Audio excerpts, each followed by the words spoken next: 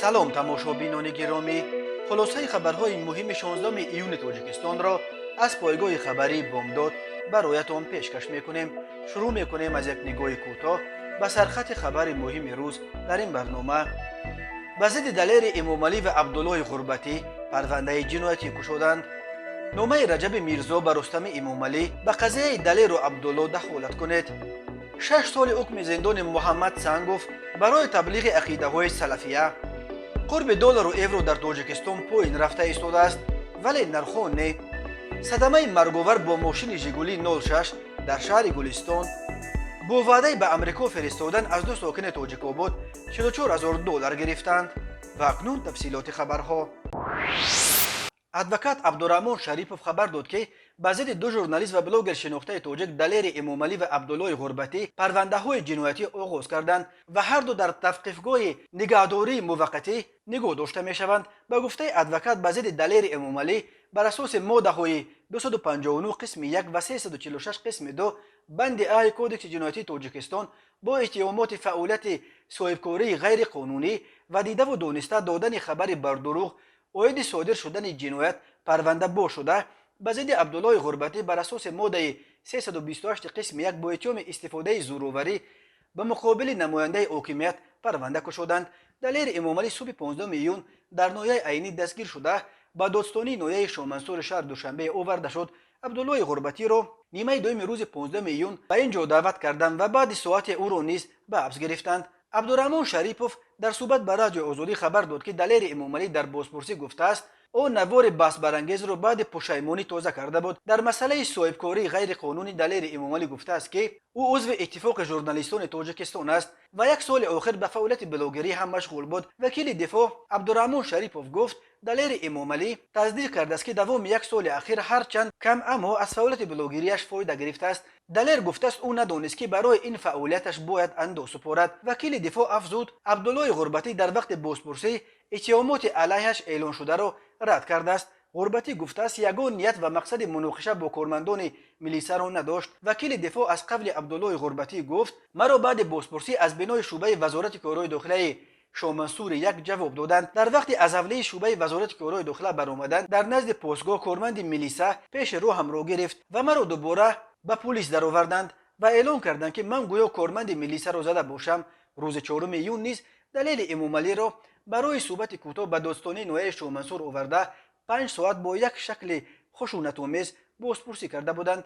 دلیر امامعلی بعد رها یافتنش نقل کرد که در جریان بازپرسی او را چند مشت و شپاتی هم زدند و وادار کردند تا دو ویدیوش درباره چپه کردن خانه‌های مردم در ناحیه شامنسور را از کانالش در یوتیوب کور کند. به دنبال سر و صداهای خیز که اون پروکورور مشزور داماد یک رهبر پرنفوذ جمهوری بوده است ولی تا حال کسی اسم او را نشر نکرده است. بنا به اطلاع دریافتی دادستان ناحیه شامنسور پرویز اشوریان صحنه تولدش 5 ینور سال 1984 در حقیقت پسر وزیر عدلیه تاجیکستان مظفر اشوریان و داماد رئیس دادگاه عالی تاجیکستان شیر محمد شایان می باشد. ولی دقیق نیست که آیا دلیر امامعلی را روز 4 ایون او زده بود یا یگان کارمند دیگر دادستانی شامنسور. در پی آن حادثه یک گروه نشریه‌ها و سازمان‌های ژورنالیستی تاجیکستان نیز برخورد خشونت‌آمیز نسبت به دلیر امامعلی را محکوم کردند و از مقامات خواستند که تعقیب ژورنالیستان را بس کرده گناهکاران بازداشت و لطوکوب دلیر امامعلی را جزا دهند. شورای سیاسی حزب دموکرات تاجیکستان نیز در یک مراجعتنامه از رئیس مجلس ملی و شهردار دوشنبه رستم امامعلی خواست آن کارمندان مقامات انتظامی ناحیه شامنسور را که در بازداشت و لطوکوب بلاگر و ژورنالیست شناخته دلیر امامعلی دست دارند آشکار کرده آنها را به جوابگری بکشانند.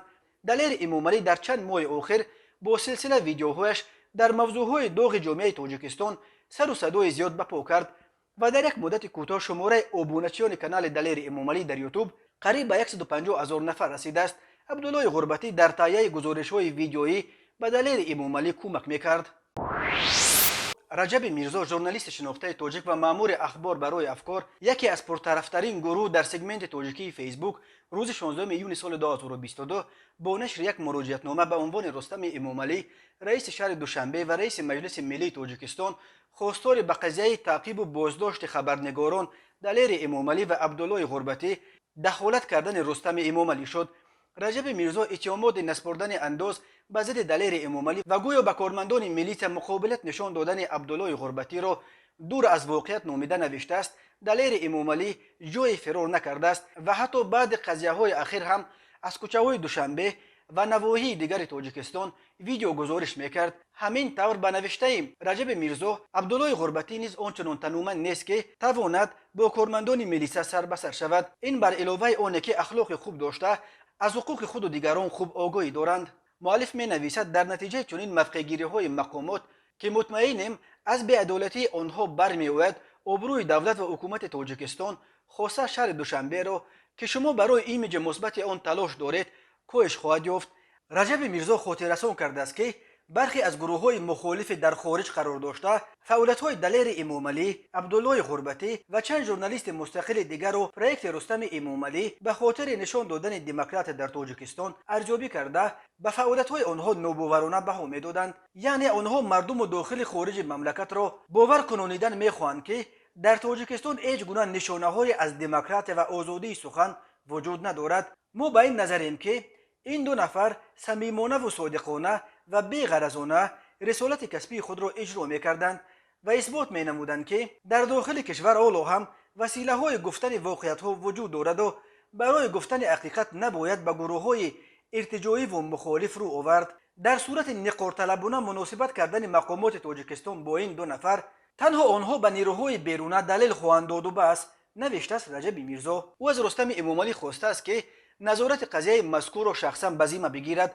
تا شخصان منفعتدار که آبروی خود را از دولت و حکومت بیشتر میدانند، مخصوصا از حال حاضر که منطقه ما زیر برخوردهای نوعیان اما شدید ژئوپلیتیکی و ژئواستراتژی قرار دارد، سوء استفاده کرده نتوانند. ضمن خبر بازداشت این دو فعال جامعه شهروندی ناروزگی زیاد و ناامیدی را به بار آورده است که میتوانند از این حالت هر نیروی منفعتخواه و غرضکار استفاده نماید. باور داریم مسئله تا این حد نخواهد رفت. دلیر امامعلی و عبدالله غربتی که پیرامون مسائل داغ جامعه ویدیو گزارش ها تهیه و نشر میکردند، روز 15 میلیون دستگیر شدند. روز 16 میلیون اعلان شد که دلیر امامعلی به نپرداختن اندازها از فعالیتش همچون بلاگر و پهن کردن اخبار بر دروغ عیبدار می شود و عبدالله غربتی را به حمله به کارمندان ملیس نوعه شامنصور گناهکار میکنند. بنا به اطلاع دریافتی در پی این قضیه داستان نوعه شامنصور پرویز اشوریان ایستاده است. این داستان 38 ساله پسر وزیر عدلیه تاجیکستان مظفر اشوریان و داماد رئیس دادگاه عالی شیر محمد شاهیان بوده است. این بار اول نیست که فرزندان رهبران بلندپایه تاجیکستان با رفتار خود به آبرو و اعتبار والدان خود ضربه میزنند. دادگاه شهر وحدت سنگوف محمد توارویچ ساکن دهه نوآباد جماعت دهات به نام کریم اسماعیلوف را بر اساس ماده 307 علاوه 3 قسم دوم کودکس جنایتی تاجیکستان در تشکیل فعالیت سازمان افراطی گناهکار شناخت و به 6 سال زندان نظامش پرزور محکوم کرد. تفتیشات میگوید محمد سنگوف با وجود آنکه بر اساس قانون عفو از جوابگری آزاد کرده شده بود، برابر آزاد شدن از نو به تبلیغ عقیده های رویه دینی در تاجیکستان ممنوع سلفیه دست زده است. نظر خود محکوم شده و یا ادوکات یا نزدیکان او دسترس نیست، ولی مرکز مطبوعات دادستانی کل تاجیکستان روز 16 ایون سال 2022 در شرح این پرونده گفت محمد سنگوف قبلا برای عین کردار یعنی تبلیغ سلفیه بر اساس علاوه 3 ماده 307 از سنه 27 آگوست سال 2019 تا ینوار سال 2020 بیش از 4 ماه در حبس پیشکی قرار داشته. بر اساس قانون جمهوری تاجیکستان درباره عفو از 25 اکتبر سال 2019 آزاد گردید، ولی از این به خود خلاصه درکاری نبرآورده دیده و دانسته تکرارا دست به صادر نمودن جنایت قصدناک تشکیل فعالیت اکستریمیستی زده است. بنا به مواد پروندهش محمد سنگوف ماه اکتبر سال 2013 با مقصد گرفتن تعلیمات دینی و آگاهی پیدا کردن از رویه سلفیه که با اعلاننامه سود عالی جمهوری تاجیکستان همچون تشکیلات اکستریمیستی اعلان گردیده فعالیتش منع کرده شده است، به جمهوری مصر رفته در دانشگاه هزار شریف داخل گردیده در آنجا تحصیل کرده است. دادستانی میگوید سنگوف بعد از مصر برگشتنش اولهای ماه سپتامبر سال 2019 در تلفن موبیلی خود برنامه اینترنتی تلگرام و واتساپ گشوده خود را در سامانه‌های پرسش و پاسخ نظرت الله ابو مریم و امام ابن باز نامنویس نموده درس‌های پیشوایان این رویه را آموخته به تشکیل فعالیت غیر قانونی رویه سلفیه مشغول شده است. دوستانی می افزاید سنگوف با مقصد عملی نمودن قصد جنایتکارانه خود در سامانه‌های مذکور مواد و ویدیو رولک‌های امام ابن باز، شیخ الاسلام ابن تیمیه، شیخ الپونی که نام بردگان پیشوایان اعضای رویه سلفیه می باشند مطالعه نموده آنها را جانبداری کرده دیده و دانسته که نام بردگان پیشوایان اعضای رویه سلفیه می باشند با مقصد مساعدت کردن به فعالیت‌های آنها قصداً سراغه سامانه‌های مذکور را به برادرش سنگوف و رفیقانش با نام عبدالرحیم، عبدالحکیم، رسلان، مصطفی که نام بردگان ساکنان جمهوری باشکردستان و روسیه اند فرستاده است. ولی این دعوا بحث برانگیز می نماید چون که اگر سنگوف از 27 آگوست سال 2019 تا ینور سال 2020 در حبس باشد چگونه توانسته است در بازداشتگاه تلفن و اینترنت داشته باشد و با مرکز سلفیه رابطه برقرار کند؟ در هر صورت دادستانی وحدت به ضد سنگوف پرونده نو گشوده است و او را نهایت به 6 سال زندان محکوم کردند. فعالیت رویه دینی سلفیه در تاجیکستان از سال 2009 منع گردیده و در پی این دهها نفر از رهبران پیروان این رویه به زندان انداخته شدند. مقامات از جمله ایشان سراج‌الدین یکی از مبلغان سلفیه را اینک بار دوم زندانی کرده چند سال دومولا محمدی را که یکی از رهبران اول سلفیه های تاجیکستان دانسته میشد نیز به محبس انداختند. دهها نفر از پیروان رویه سلفیه در پی تعقیب و زندانی شدن همسفانش از تاجیکستان فرار کرده قسمی به ترکیه و کشورهای عربی و قسمی به کشورهای اروپایی پناه بردند. تماشابینان عزیز، یادآور می‌شویم خلاصه مهمترین اخبار تاجیکستان را از پایگاه خبری بامداد تماشا دارید. برنامه را ادامه می‌دهیم. دادگاه شهر وحدت ایدیبک زردکشایف ساکن دهه سر چنار پایان جماعت سیمیگنج را برای ویران کردن قانون تنظیم و رسم و آیین هنگام برگزاری توی دامادی فرزندش به جوابگری مأموری کشیده است. مرکز مطبوعات داستانی کل تاجیکستان ناشر این خبر چه جزا گرفتن زردکشایف را مشخص نکرده است، ولی قسم یکم ماده 481 برای ویران کردن قانون تنظیم همچون جزا جریمه به اندازه از 110 نشان دهنده برای حسابها یعنی به مبلغ 7040 سامانی پیش بینی میکند. داستانی کل در شرح این پرونده گفت شهروند زردکشایف ایدیبک امیرخانویچ ساکن شهر وحدت جماعت دهات سیمیگنج دهه سر چنار پایان طبق توصیه‌نامه بخش دین تنظیم عنعنه و جشن و مراسم مقامات اجرایی حکومت دولتی شهر وحدت میبایست توی دامادی پسرش را در صحنه 15 ینور سال 2022 از ساعت 9:00 تا ساعت 12:00 برگزار میکرد. اما معین کرده شده است که شهروند زردکشایف برخلاف طلبات ماده 14 قسم سیوم قانون جمهوری تاجیکستان برای تنظیم عنعنه و جشن و مراسم در جمهوری تاجیکستان عمل نموده صحنه 15 ینور سال 2022 در خانه استقامتیش واقع در سراغه بالا ذکر شده توی دامادی پسرش را در وقت معین کرده شده آغاز نموده مهلت دوامناکی مراسمش را از وقت معین کرده شده گذرانیده توی را با اشتراک آوازخوانها و با دادن 2 نمود طعام برگزار نموده است. قانون تنظیم رسم و آیین که سال 2007 در تاجیکستان قبول کرده شده سال 2017 طلبات آن باز هم شدیدتر کرده شد. از جمله قانونهای بحث برانگیز در این کشور به شمار می رود.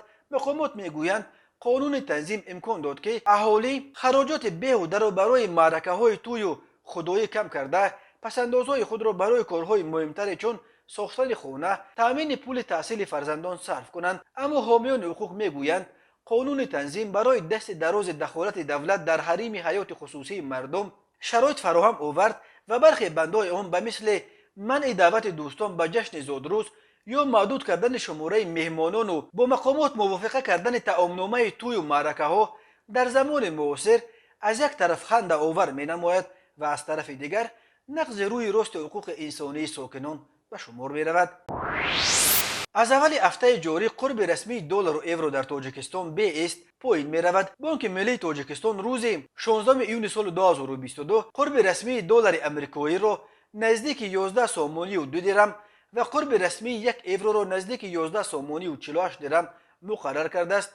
قرب رسمی روبل روسیه به تغییر 177 سامانی برای 1000 روبل باقی مانده است و اما در بانک‌ها قرب دلار الکی از 11 سامانی هم پایین‌تر رفته است. بانک اسخات روز 16 میلیون 1 دلار را با نرخ 10 سامانی و 55 درم و 1 یورو را با نرخ 11 سومونی و 10 درهم میخرد، ولی برای 1000 روبل برابر قرب رسمیش 177 سومونی میداد. تشکیلات خرد دپازیتی همو نیز برای 1000 روبل برابر قرب رسمیش 177 سومونی پیشنهاد میکرد، ولی برای 1 دلار 10 سومونی و 70 درهم و برای 1 یورو 11 سومونی و 20 درهم میداد. اوریون بانک 1 دلار رو با قیمت 10 سومونی و 50 درهم و 1 یورو رو 11 سومونی میخرد. برای 1000 روبل در اوریون بانک 170 سومونی میدهند.